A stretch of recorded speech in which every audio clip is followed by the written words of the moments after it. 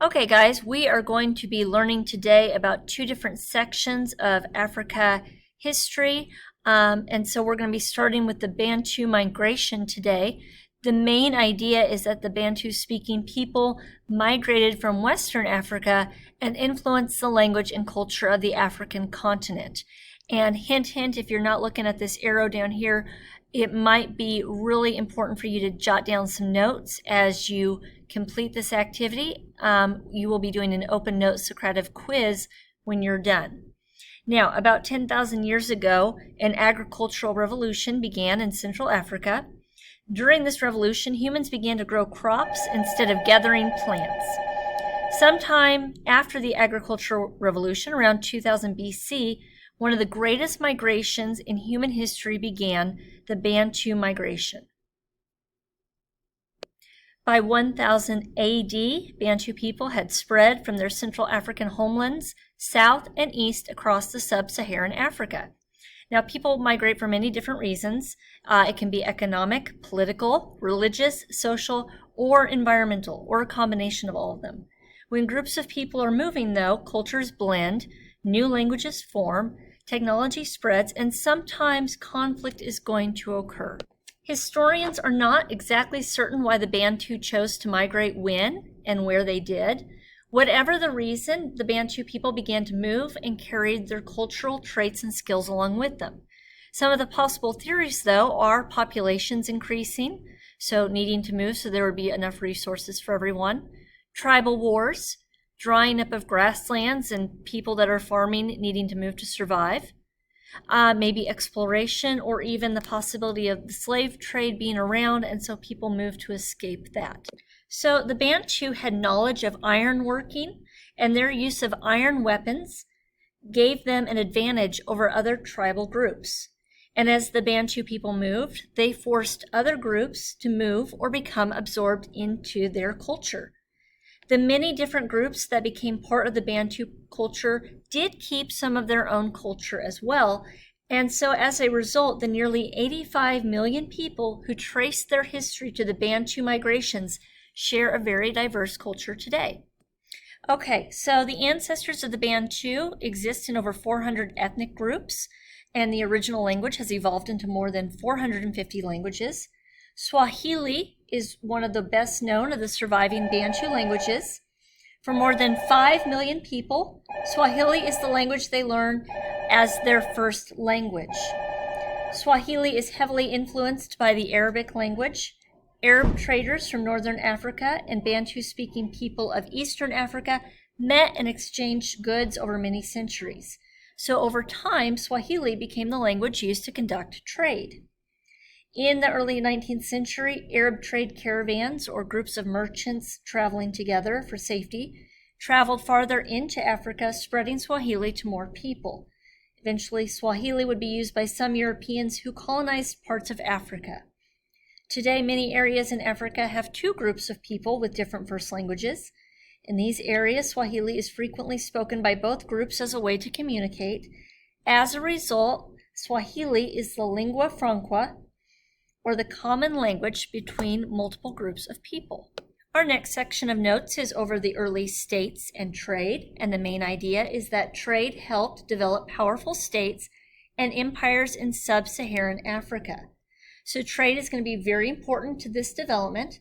The promise of valuable trade goods brought Arab traders to the transportation corridor from North Africa to West Africa, beginning in the 8th century AD. Starting with the West African empires, a number of empires arose over the centuries and thrived because of two items, the gold and salt trade. Gold was deposited in rivers, found in forests, and salts were found in the deserts. And these goods were traded in the savanna between the forest and the desert where the empire of Ghana began. Ghana gained wealth and power by taxing the gold and salt trade, controlling West Africa from about 700 to the 1200s. When Ghana declined and the kingdom of Mali, led by King Sudiata, overtook Ghana, the power transferred. We then had one of the greatest kings of this era come into power, called Mansa Musa, and he continued to control trade, spread Islam, and make the city of Timbuktu a center of education? Someone asked you who the richest people in history were. Who would you name? Perhaps a billionaire banker or corporate mogul like Bill Gates or John D. Rockefeller. How about African King Musa Kita I? Ruling the Mali Empire in the 14th century CE, Mansa Musa, or the King of Kings, amassed a fortune that possibly made him one of the wealthiest people who ever lived. But his vast wealth was only one piece of his rich legacy. When Mansa Musa came to power in 1312, much of Europe was racked by famine and civil wars. But many African kingdoms and the Islamic world were flourishing, and Mansa Musa played a great role in bringing the fruits of this flourishing to his own realm. By strategically annexing the city of Timbuktu and re-establishing power over the city of Gal, he gained control over important trade routes between the Mediterranean and the West African coast, continuing a period of expansion which dramatically increased Mali's size. The territory of the Mali Empire was rich in natural resources, such as gold and salt. The world first witnessed the extent of Mansa Musa's wealth in 1324, when he took his pilgrimage to Mecca. Not one to travel on a budget, he brought a caravan stretching as far as the eye could see. Accounts of this journey are mostly based on an oral testimony and differing written records, so it's difficult to determine the exact details. But what most agree on is the extravagant scale of the excursion. Chroniclers describe an entourage of tens of thousands of soldiers, civilians, and slaves, 500 heralds, bearing gold staffs and dressed in fine silks, and many camels and horses bearing an abundance of gold bars. Stopping in cities such as Cairo, Mansa Musa is said to have spent massive quantities of gold, giving to the poor, buying souvenirs, and even having mosques built along the way. In fact, his spending may have destabilized the regional economy, causing mass inflation. This journey reportedly took over a year, and by the time Mansa Musa returned, tales of his amazing wealth had spread to the ports of the Mediterranean. Mali and its king were elevated to near legendary status, cemented by their inclusion on the 1375 Catalan Atlas. One of the most important world maps of medieval Europe, it depicted the king holding a scepter and a gleaming gold nugget. Mansa Musa had literally put his empire and himself on the map. But material riches weren't the king's only concern. As a devout Muslim, he took a particular interest in Timbuktu, already a center of religion and learning prior to its annexation. Upon returning from his pilgrimage, he had the great Djinguereber Mosque built there with the help of an Andalusian architect. He also established a major university, further elevating the city's reputation and attracting scholars and students from all over the Islamic world. Under Mansa Musa, the empire became urbanized, with schools and mosques in hundreds of densely populated towns. The king's rich legacy persisted for generations, and to this day, there are mausoleums, libraries, and mosques that stand as a testament to this golden age of Mali's history. Another empire that traded gold and salt was the Empire of Songhai. Brought to its height by Askia Muhammad, Songhai prospered from the 900s to about the 1400s AD.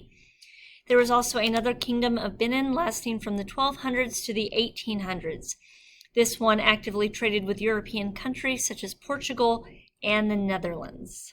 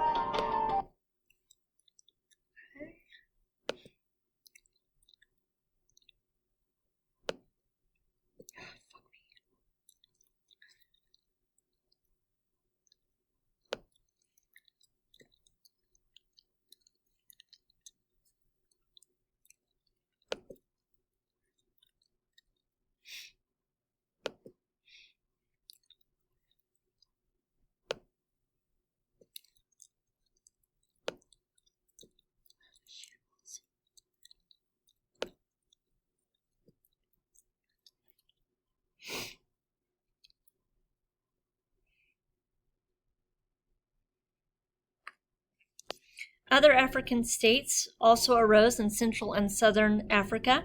In Central Africa, the state of Congo was founded in 1390. Congo became known for its highly organized government. Soon after its founding, the Portuguese arrived and became involved in many aspects of the state, including politics, trade, and religion. Then in between 1200 and 1450, the Shona people in southern Africa built a walled city out of stone called Great Zimbabwe. Zimbabwe is a Shona word meaning stone houses.